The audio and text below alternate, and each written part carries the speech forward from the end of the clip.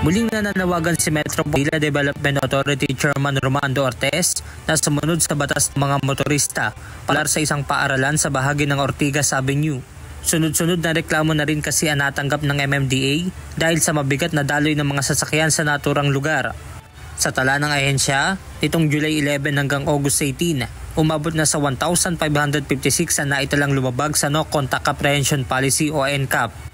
Kabilang sa mga batas trapiko na nalabag ay ang illegal parking, obstruction at unauthorized loading and unloading, lalo na tuwing oras ng pasukan at uwian. At nakikita po namin na talagang despite the penalty at doon sa paglalagay namin ng CCTV cameras, sinasakop pa rin po no nag-aatid at nagsusundo. Lahat halos na ng lanes na nakakaistorbo po talaga at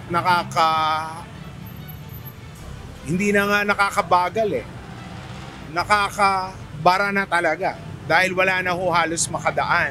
Ayon pa kay Chairman Artes, muli silang sumulat sa pamunuan ng Lasal Green Hills upang magpatupad ng mas mahigpit na internal traffic management measures para maibsan ang heavy traffic sa Ortigas Avenue.